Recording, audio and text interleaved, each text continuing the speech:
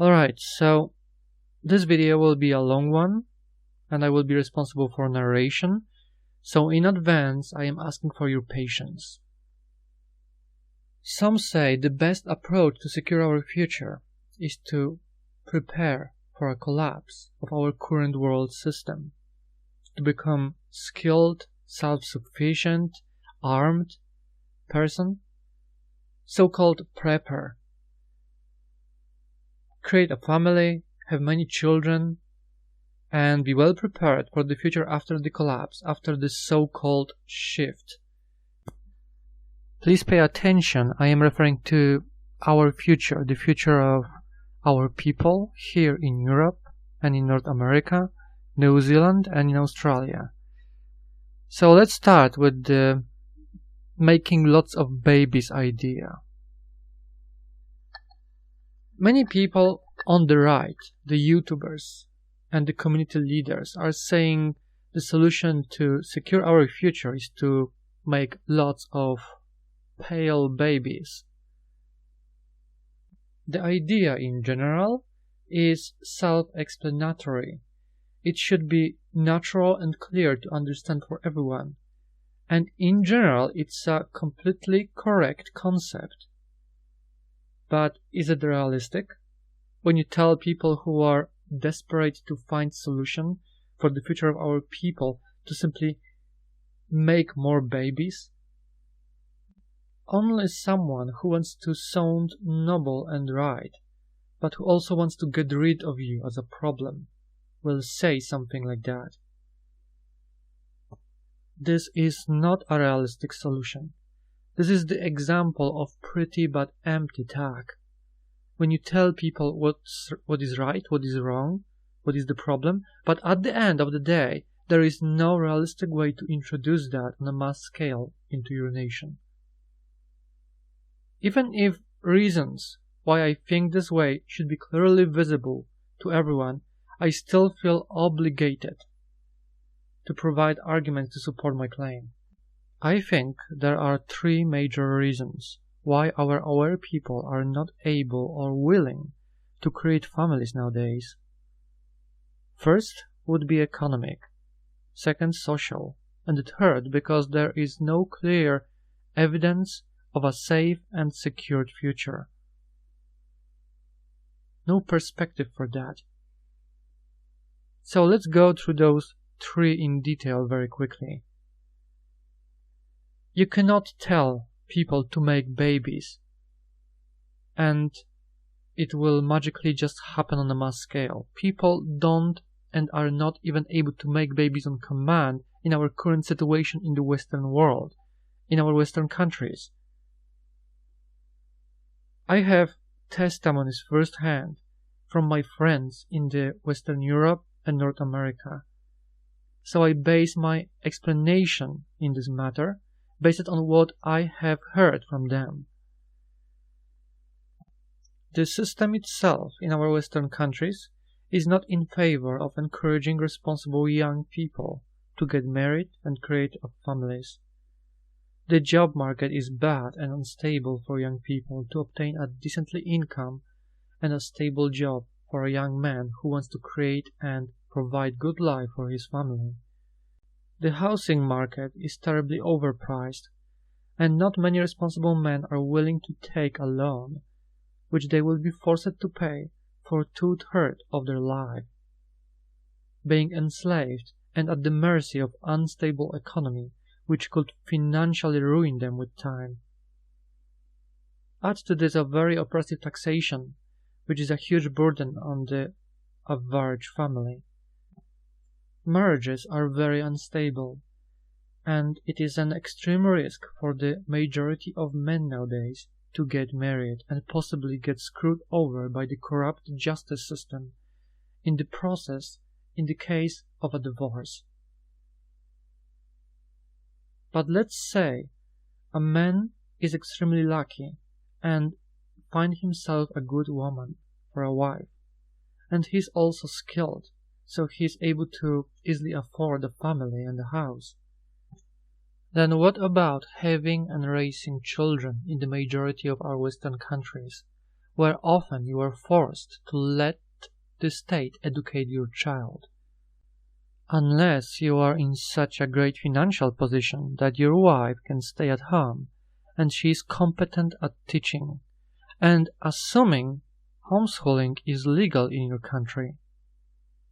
Maybe a handful of people could do this, but for almost everyone else, you can't independently raise and educate your children in the West anymore without exposing them to the cancerous indoctrination from the education system, from the media, and just from a social coexistence in general with the people on the left who dominate on our streets.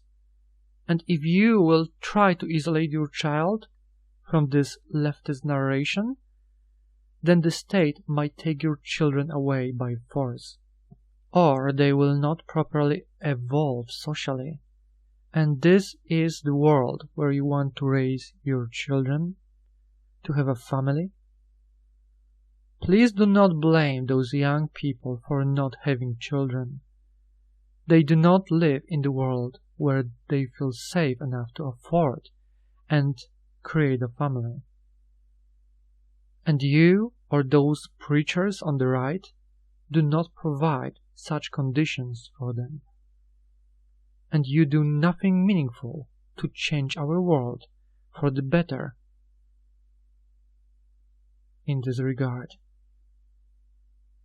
And even with all of the supporting conditions, and by a miracle, if we start having babies now, it will take at least 20 years before they grow up, and before they will have any true impact on the system. While in the meantime, those children and their parents will be almost at the mercy of the current system. I must mention a story of my friend from the United States. He has a son. His son was raised to be a good man, traditional, with values, with honor and respect to his parents and the people around him. His son is intelligent, at least appears to be, good at playing chess, at learning new things, a very educated man in his late 20s today. But after the university, he completely changed. He became a degenerate, a leftist fanatic, who is wishing for the death of his own father, just because his father is traditional, old-fashioned man, and because he is against what is colloquially called a cultural Marxism, and the rest of the leftist madness. His son became irresponsible, wild womanizer without any dignity or respect to his father, almost like he lost his mind. And this is an example of how indoctrination works in our state education.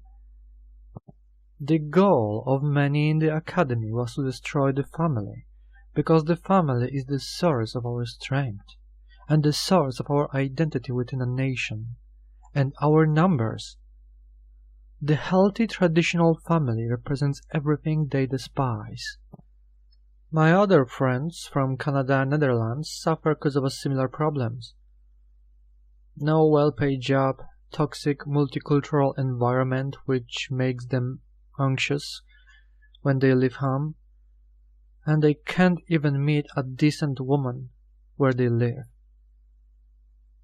A typical woman in any given Western country loses their virginity nowadays at the age of 15 and has between 3 to 8 ex-boyfriends before the age of 25.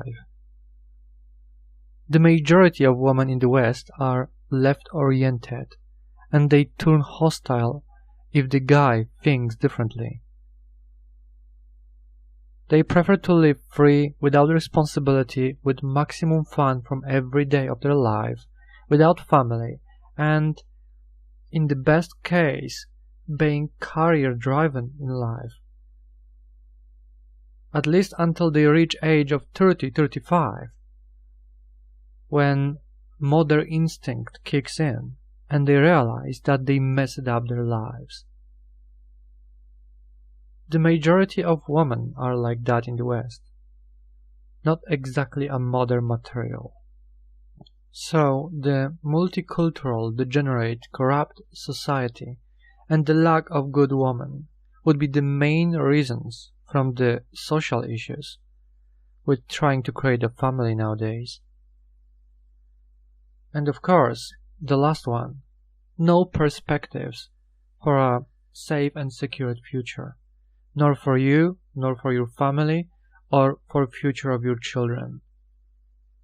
Every responsible man who is truly loving and caring for his wife and children wants the best for his family, including a secured future for his family. And look around those days. People see that in our world, our people are being substituted, if you understand what I mean. Replace it. People see how crazy, unpredictable, and unstable the system is, how toxic it is for our children.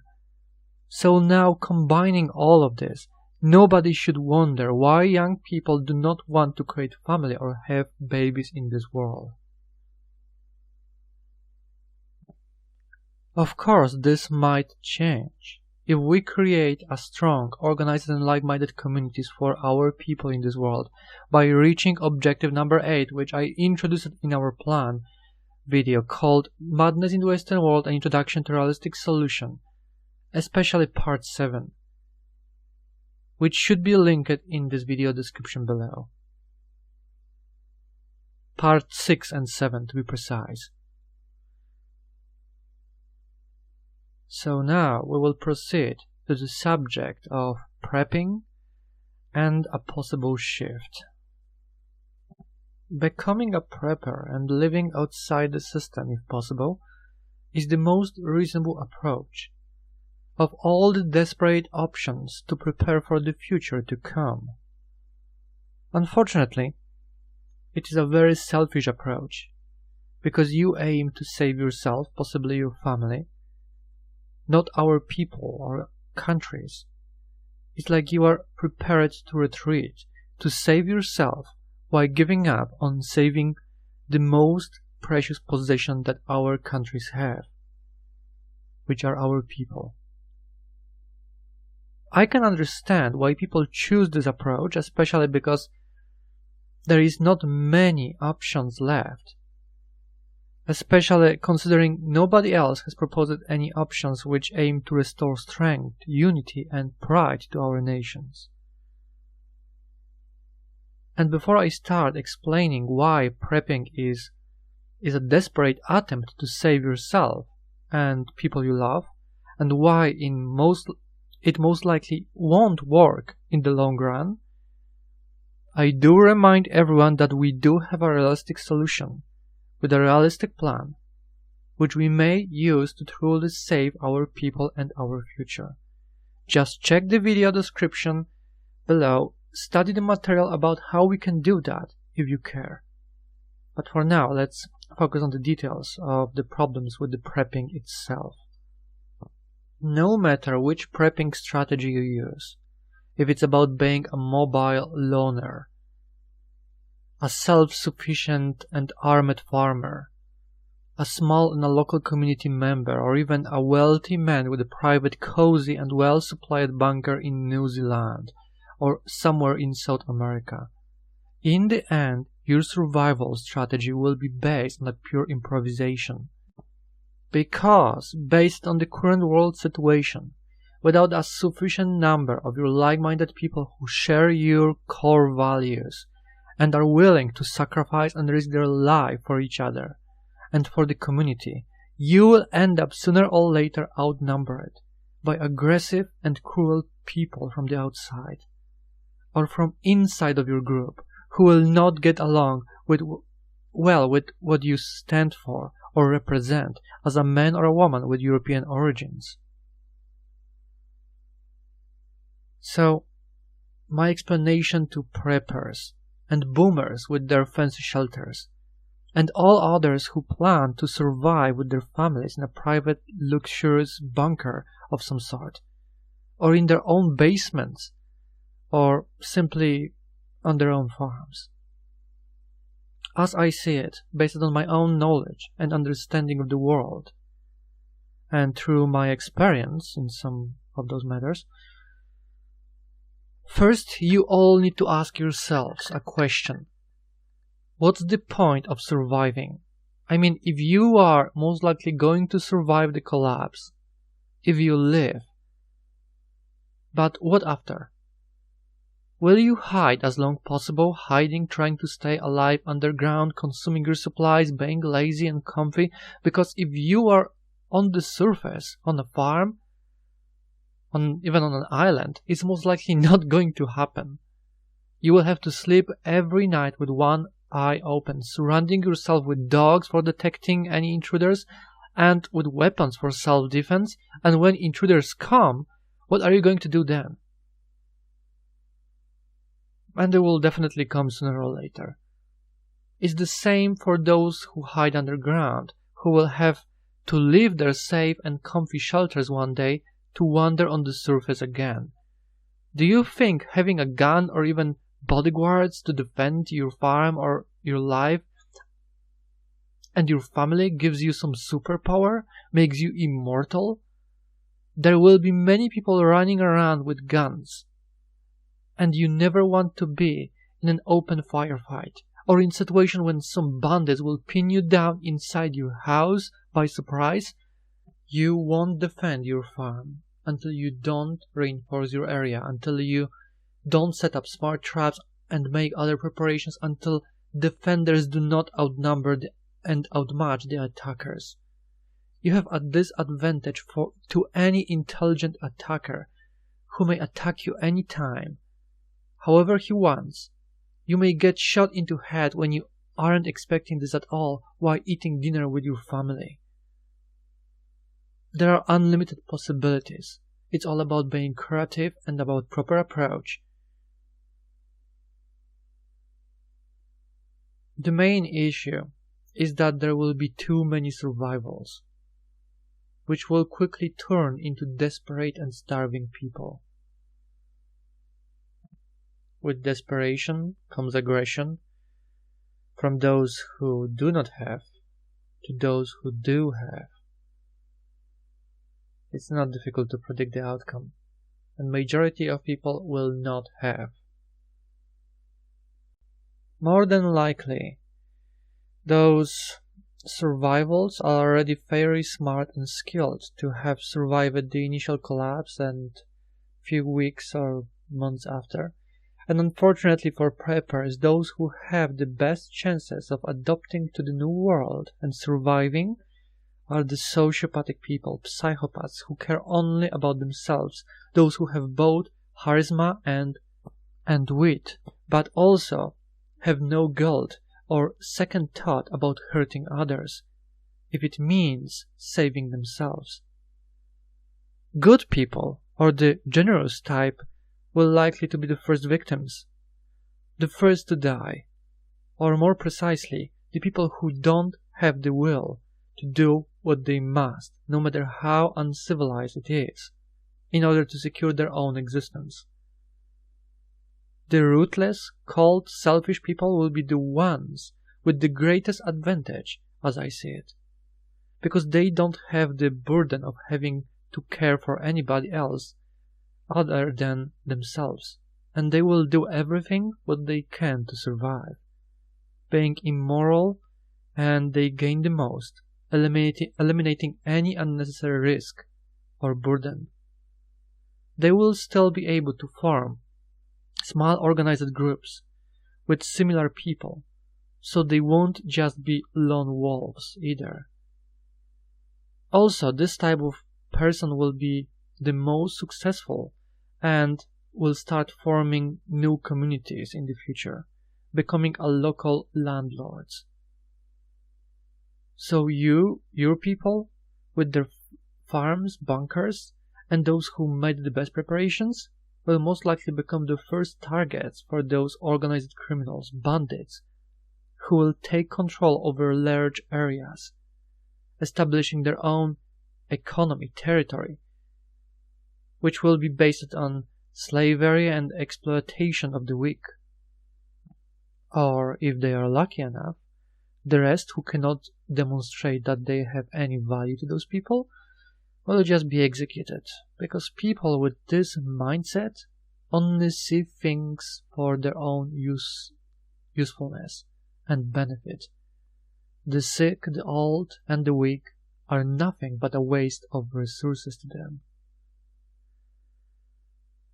And I don't mean only ordinary bandits, but also ex-police officers or military. If someone is not familiar with this, there is a really great portion of those type of people serving in those uniforms, which will use their advantage of their tactical superiority and firepower to dominate the weak, disorganized, and to chase control over valuable resources or infrastructure. For example, your well-supplied bunker or a farm. And to those who want to play lone wolves, constantly on the move, lone survivals, it's a short-term strategy, a complete improvisation from the very beginning. You will often find yourself at the mercy of strangers by wandering around, and there is nothing that you can do about it. You can keep avoiding hiding, but encounter is just a matter of time. And about living in a luxury bunkers or in their homemade shelters is not for a long-term survival strategy neither, unless you want your children to start inbreeding one day, being completely isolated from the world outside and unprepared to explore it when they will have to come out. And assuming you will be lucky enough about your location being undetected from the strangers on the outside world. And please remember that if you constructed your farm or a bunker shelter legally, with the full blessing of a local administration or by the using services of a third-party construction company, then your location is already compromised, and there will be people who know where to search for refuge or supplies when shit hits the fan. In the life of survivalist from one day to another, 30% of your survival chances will depend from your preparations, equipment, and personal skills. The other 70% of your surviving will depend from pure luck. Are you willing to plan on your future survival when you must mostly rely on luck, on improvisation? Even if you do survive long enough, in the long run, you will end up enslaved sooner or later, because without order, the most ruthless, cold, and tough will rule the earth. If you live in a city, our farmstead projects from the plan are definitely the best places for you to go. You don't want to be stuck in heavily urbanized and populated area when a collapse takes place. You must be lucky enough to not encounter hostile, dangerous people in the post-collapse world. Your best shot is to form local, friendly, and trusted communities before survival, before the collapse. That's why preppers should participate in our plan, in our operation. We will need skilled people in our communities, skilled scouts, scavengers, soldiers, and please remember that we won't be aiming purely for surviving from one day to another. We will attempt to preserve and defend our Western civilization, a civilized way of life, assuming the collapse will be that extreme one day. Maybe I should give you a visualization from real-life examples, and it's not even a post-collapse system yet, but it will back up my claims so far. And we also do not know exactly when the true collapse will happen. Maybe after 15, 20 or 30 years. We don't know that. Or maybe even in 5 years. Who knows? Venezuela is a good example.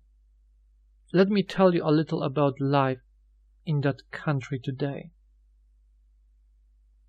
The first targets for robbers and bandits were the houses on the outskirts of the cities. In Venezuela, if you have something and if you don't keep a low profile, you will attract troubles. Every regular person was robbed at least once in their lifetime. Everybody knows someone whose family member was killed or kidnapped for a ransom. Private houses in the city are surrounded with electric fence, which is of a very little use against organized groups, which may break into your house at the daytime by ramming the fence with a truck. The government gives people instructions on how to behave in case of a home invasion. Police in the country are almost completely useless, extremely corrupt, and police officers don't dare to enter most of the areas in any of the major cities because they are ruled by the local gangs. And if a cop were to enter, they would immediately shoot him. Cops are mostly moving across the cities under cover, dressed as civilians, to avoid being a target. At least half of the national police decided to cooperate with criminals under the table to profit additionally for their own families. They often turn a blind eye to a crime on the streets in certain areas ruled by the gangs and other local mafia. There are even situations where police officers or people who are dressed as police officers may knock on your door, and when you open, they will take your family at the gunpoint and rob you from everything you got. In Venezuela, there is no place for a good and honest cop. If you want to survive as a cop in that country, you must be somehow corrupt. Because even if you are a good police officer, you might become too annoying for some criminal organizations, for some local gangs, and they will send people after you and your family to hunt you down. Most serious crimes like murder, rape, burglary, when reported, will force police to accept the report, make few notes. They will tell you that investigation will start, but that's pretty much it. The justice system in Venezuela is a fraud. Local gangs and mafia has much more control over the country than the national justice system and the law enforcement. The situation is similar to many towns and cities in Mexico, where recently the Mexican government was forced to release El Chapo's son. If they were to refuse, the Mexican mafia would continue to wage open war against the police in all major cities across the country. In Mexico, many areas are completely under the cartel's control. Many countries, especially in Central and South America, are like this. And how do I know all of this about the Venezuela firsthand? In my old job, I provided a security system for one of our customers who lived in Venezuela. I was personally responsible for technology transfer and installation of our security system itself. My old co-worker and a friend remains in contact with that man today, so I'm very well informed about the situation out there. Almost every farm outside the cities, is under protection of some regional mafia, which takes regular taxes in form of produced goods from the farm owner. The cash itself is very difficult to get in that country, so you mostly obtain them from black market, which of course criminals control. Citizens do not want to own legal firearms. for self-defense. Yes, they do not want to own registered weapons. Why? Because the mafia has its people working in the administration. So, as soon some regular citizen obtain a gun legally, he will become a primary target to get robbed for that weapon. People on a mass scale, whenever possible, try to obtain weapons from the black market. But access to those arms is also limited, and they are extremely expensive for regular citizens. So it's a market only for a chosen people. If someone is desperate to obtain weapon, they sometimes simply kill someone who owns a weapon, even the police officers are the target. And that's why many of them are forced to work undercover on the city streets. A uniform in this type of society just becomes a big target for the criminals. I feel a bit guilty for using certain words in this video which are exposing my channel on a risk. It might be shut down because of certain things which I say. But I really want you all to understand completely how things looks like when situation goes out of control. And based on the situation in those countries over there, you can see what type of people are taking the leading position in the nation, who are taking control. After the collapse scenario in the Western world, the situation will be much more extreme. So, more about the life in Venezuela. In the daytime, if there are still any wealthy and rich people living in Venezuela, they trying not to leave home. When they absolutely have to, they try to keep a low profile, to look as grey and poor as possible. It means like no fancy cars, no fancy clothing, nothing like that, because they are risking of being assaulted, robbed, or even kidnapped. So yes, as I was saying before, explaining this before, the more you own, the bigger target you become. And please notice that those criminals, having people working in administrations, they have access to, they have possibilities to measure your wealth and to choose you as a target, obtain your address and all the informations about you and your family which are registered in the system. The safest districts, ironically, are the ones controlled by mafia, where you pay a protection tax. So most of criminals won't dare to touch you. Also, one of the very good methods to store your savings is to use a cryptocurrency like Bitcoin, for example, but this only works in Venezuela because life in the other surrounding countries is relatively normal, which won't be the case in the future collapse scenario, where probably there will be no even electricity available for the most of the locations in your country. So forget about storing your wealth in digital currency. You will lose access to it. This is what life really looks like in Venezuela. A country with insane inflation.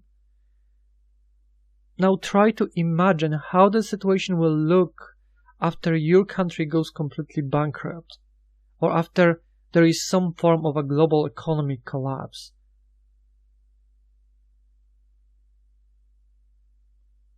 Our corrupt and rotten system created the most dangerous, selfish, and self-centered people who will not hesitate to do bad things to other people for their own personal interest or survival. Those are very much the same people who will dominate others in the new post-collapse system. Dominate them by force, by numbers. So, when you find yourself and your family in this new world, with its own rules, do you really want to rely on luck? by doing your best if it comes to surviving in that newly lovely world? Well, assuming you are a reasonable person, I think you don't, as I was saying before. If someone wishes to know how much the new law and order is being shaped, why the system is failing, check the current situation in Venezuela, a country which is almost in a complete anarchy, and where most of the power lies in the hands of cruel mafia and gangs who rule the streets, in hands of criminals. And Venezuela is not in complete anarchy. There is a huge difference with almost complete and in a complete one. As I said, after the collapse in the West, in North America and Europe, it will get much worse than what we see today in Venezuela. If someone claims that good people will start organizing and they will be taking leading positions, it is wrong, especially in our Western multicultural societies, where our nations, for the most part, are a mix of ethnically different people with different cultures, values, and religions, especially nowadays, and more so by the time of a possible future collapse. Those who will be in the leading positions and with time will start organizing people are the biggest tyrants, sociopaths or psychopaths, as I mentioned it and explained it before.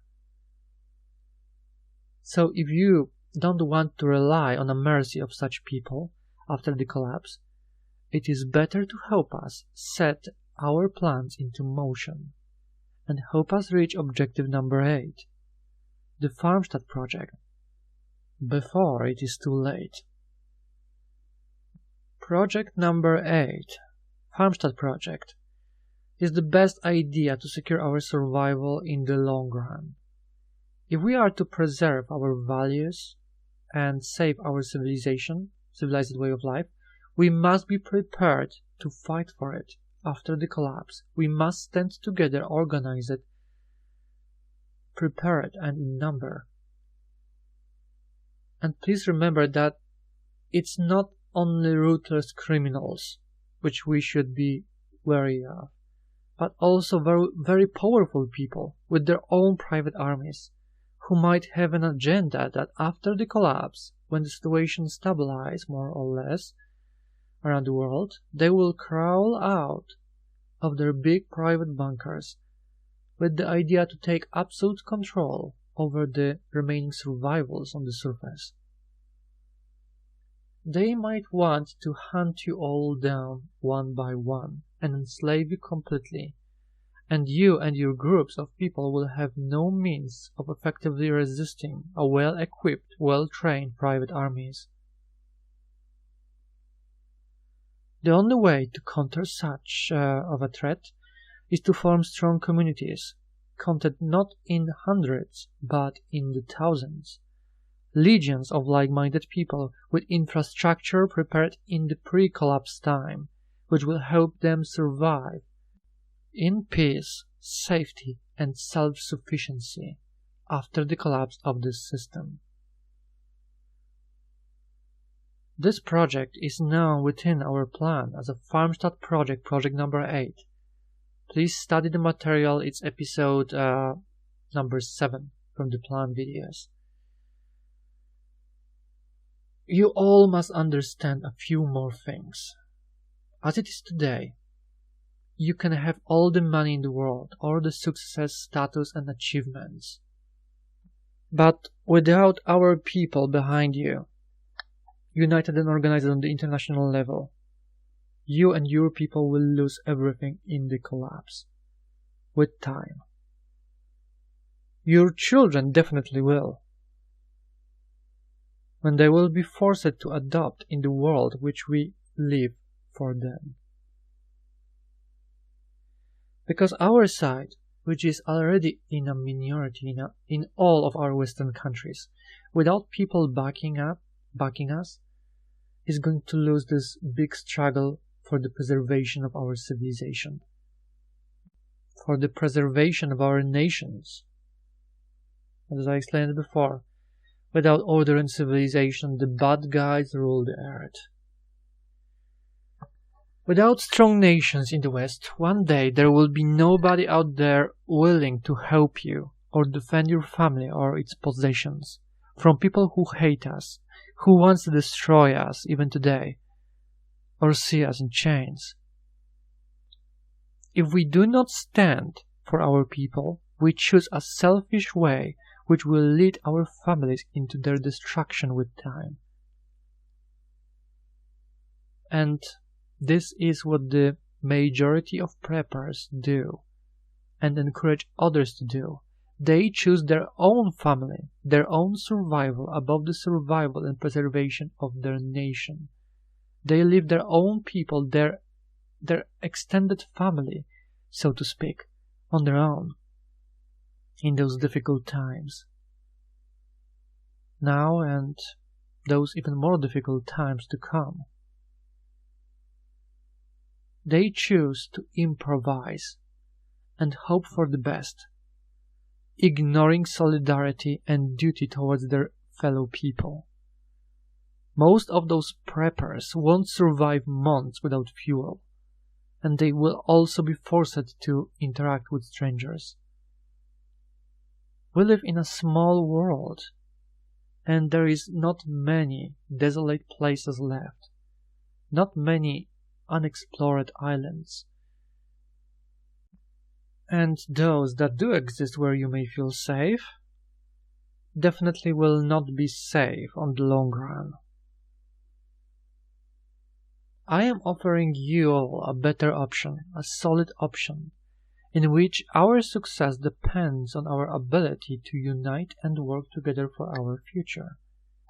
When you decide to go on your own, you are taking chances. You must understand and admit without the slightest doubt that your long-term survival strategy for yourself, possibly for your family, for your children, is a pure improvisation and hope for the best. With time, you will have to continue to improvise from one day to another to survive in peace, hoping that the next day or night won't bring a new hostile stranger or a group of strangers at your doorstep, or even just nature itself, things like horrible weather or wild animals. A new sickness, disease, or maybe you get wounded at work in the garden and you will need a doctor, antibiotics. A responsible person does not plan a life ahead with the half of his plan relying on luck. With our plan, this operation, I am presenting you with a better option. Please use it and stay with us for a better future. Think about those poor guys who are on our side and who are struggling even today with daily life in the cities. They understand how bad things are. They share our concerns. They want to help, but they also need help themselves. Do you want to leave them on their own, wishing them good luck? Will you leave our sick and old to die just because they are not suitable to handle themselves on their own? With this same mentality, European pagans were conquered and dominated by Christians, with their Christian armies one by one. Today, we have larger threats, with different groups of people from Asia, Middle East, and Africa, who often live among us. What do you think will be their attitude towards our people after the collapse? I am certain that we are going to be blamed for the collapse in the first place. Just an additional reason for them to hate us. Take the blame for the destruction of the system. Or maybe you want to leave our fellow people on their own, without help, without working together, without protecting and taking care of the weak and sick and those who deserve our care and protection. Is this your morality? We leave our own people behind? Not all of them have lost their minds to the left. We need to work together for our survival and help each other. The most precious possession on earth is your own people. We, the aware and responsible people.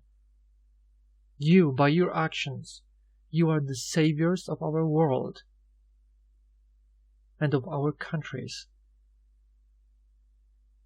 And at the end of this video, I will quote a man who cared for his nation, for his people, and whose words are suitable to the situation. And I hope it will help you to regain honor and the European spirit which we used to have when our nations were free, used to be monolithic, strong, and we Europeans were shaping this world to be a better place for everybody. And I quote, "Only when our people become a united community of sacrifice, then alone can we hope that Providence will grant us assistance in the future. The Almighty has never helped a lazy man. He does not help the cowards. He does not help people that are not willing to help themselves. People, help yourselves, and the Almighty cannot deny you His assistance." End of the quote. Well, one more thing. Please keep in mind, we do not know how bad it is going to be in the post-collapse system itself. We don't even know when it's going to happen exactly. Somewhere in the nearest 20-25 years. A big chance exists that the remainings of our puppet governance or some left-oriented political leaders might try to form a Marxist type of a government in your country, where they might come with falsely bright ideas to redistribute goods from those who have to those who don't, which will just speed up the agonizing death of the nation and the remaining fragments of the national economy. If you want to oppose those short-sighted leftist hordes, then you will need like-minded people to stand with you and counter this madness, even by force if necessary. And for this, you need the proper preparations and numbers, which we plan to organize and provide through our farmstead project. Please deeply consider everything that I have said in this video. If you are a responsible man who seriously planning and thinking about our future and cares about our people, if you agree with my claims, study the plan. If you approve, spread the word and help me in the realization of this operation. Thank you for your patience and your time.